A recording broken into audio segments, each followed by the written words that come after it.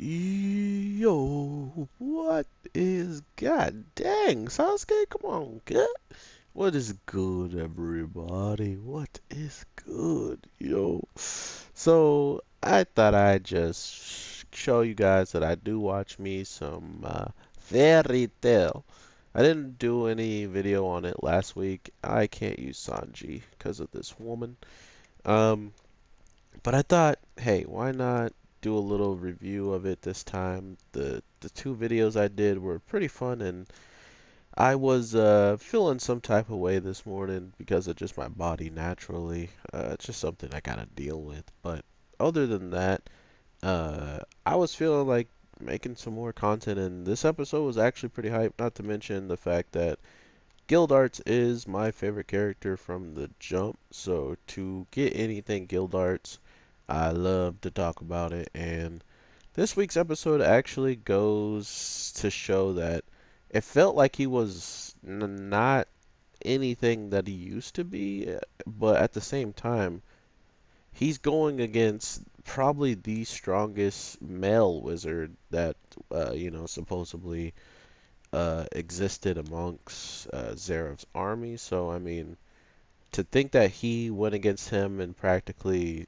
soloed, uh, besides the point of needing the help of someone else's magic that this guy can't copy because it's not like a natural thing, which was kind of weird for them to say when you see Gildart's magic and how just weird it is, and overall it looks like it should be very uncopyable, but because it is supposedly a natural magic and not something that you have to like place, kind of like the celestial keys, there's some type of recreation that just can't be done by any means. By his supposed staff, I believe, is the thing that was giving him a little bit of the transmutive powers to take a hit from his opponents and then pretty much be able to flush it back at them. So with Gildarts being as close to death as many times as he has, it probably wasn't that hard for him to figure out what was really going on every time he was dodging and stuff. So the main thing that gave it away is that he would dodge his daughter's attacks when, his attacks are almost as potent, if not more, or stronger. And for some odd reason, he's taking, all the utmost caution to dodge something that didn't seem nearly as strong as something like the fairy glitter that was used. So, um, because of that, it was pretty dope to just see how much was actually being conveyed throughout. Oh, you little punk! Throughout this episode for Gildart's character, like his overall fighting knowledge in the spot, fighting straight into how much he holds back in the grand scheme of his battles because he can't necessarily just always have his daughter everywhere he's at, and his daughter being pretty much threatened is his true trigger. Like that is his way to go above and beyond. So to think that we are not going to be seeing that aspect from him in the case of his battles with like Agnologia, for instance, if she was there, he would have got a boost and could have done a little bit better. But it doesn't seem like it's such a crazy boost in the overall uh, magic power as much as it did in his just overall drive to continue to drive, like to just keep absolutely rushing you and making you want to pay for anything that you said to him. So to see that part of Gildarts, not only that, the super fatherly side of Gildarts of him really ready to take this whole entire attack to the heart and just go out with a bang, really just go to show me that we have been missing out on all of his stories. Like everything he does outside of the guild, just like how he tells his daughter that he was really just gone because he didn't want to cramp her style and make it awkward with him being around, because he probably would have smashed all the guys that even made a remark towards her. So that would have been a thing. Not to mention any girl that might have won a fight against her. He might have tried to step in or been awkward. So he's just that kind of father in my eyes, and it was nice to really see him angry, focused, like foaming at the mouth pretty much this weekend. After doing so, really willing to like throw away his whole entire life. Once he kind of calmed down, I mean, he didn't really calm down as much as like he was just focusing more. He was just like, okay, I guess I can do an attack, and if he does anything, I'll be ready to fight. But of course, this man wants to go down the cowardly path and attack the daughter, which makes Gildarts jump in front and take a blow practically to the heart. So he should be technically bleeding out right now because no one used any healing magic on him, unless that card that said love on it, that she pretty much stuck into the man's head after already being in this disgusting long battle. She cards him in the back of the dome with love, and I don't think love heals wounds, does it? Or is that fairy tale love does heal wounds? God, I ain't so stupid. So yeah, his wounds are completely fine now. He should be ready for any other stories that come down the line. To be fair, I feel like Gildart should be practically guild master, not only for his strength, but because he would actually then have a more of a reason to be home.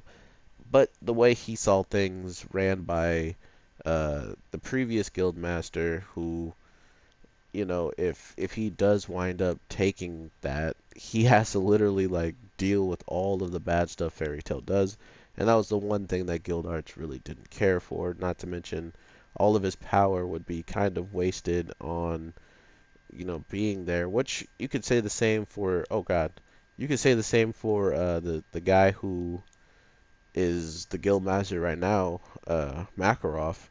He's super ridiculously strong and been on the Magic Console, and yet he was just sitting around at Fairy Tail getting drunk with his kids, not helping in any big issues until Fairy Tail was involved in it. So you could say the same about him, but you do that to Gildarts, and a man who can go on like 100-year long quest and still come back alive, dealing with what he like dealt with there, is a pretty good showing that he is, ready for leadership, or at least ready to take on the problems of people who are like ridiculously out of control at times. So I don't know. This episode definitely went in on Zarev's son, seeing how he actually thinks that this guy who grew up as a tiny, tiny kid following him around, he thought that this tiny little kid was one of the books of Zareth, and somehow it was one of the best ones. Maybe because it found him and then like could be hidden amongst humans. I don't. I'm guessing it was the most human looking one, and it had powers of light and dark that were probably seemingly useful. So for him to say all that and then do what he does this week just because of an interference in the battle, like, oh, you dare jump into this fight that I was kind of looking like I was gonna lose because I'm getting punched up. How dare you? How dare you? But not only that, they're in the middle of a war, so the quicker any battle is handled and decided should be the right thing to do in a battle of I want to kill that guy, he wants to kill me. Get it on. Like, I don't know what else they wanted or what else Seraph wanted. But since he has a Vegeta persona at this point, he's or not. Who would be mad if they jumped in? Ooh. I'm drawing a blank right now. Oh my god, I have probably like three names in my head, but I can't think of them. But to think that we actually, oh yeah, Vegeta's definitely it with him versus Cell, and he didn't want Trunks booting in, and he actually beat the crap out of Trunks to make sure it didn't happen. So that's just how it goes down. I don't know why I doubted myself. I'm the anime G, for Christ's sakes. But yeah, with that, my anime people, I will let you go. I just wanted to drop this video. I was feeling a little bit goofy and happy that my stomach pain is gone. So with that being said, I hope it stays gone, and I hope I get to talk to you guys tomorrow for some more content. And yeah, if you guys enjoyed, I definitely can't wait to see you around. I kind of figured out something that I don't really care for the subs and the likes anymore, really, because with this like platform, it's going down the drain relatively quickly because of just how things are. But it's not something I really care about. Like all I care about is you guys coming back to either talk about stuff or to just, see if you guys enjoyed the content I drop next week and the week and the week. You know what I mean? I'm a daily content dropper, so to see that there's people actually watching every day is all I really ask for. So as long as you watched, I'm happy. Have a good one and peace.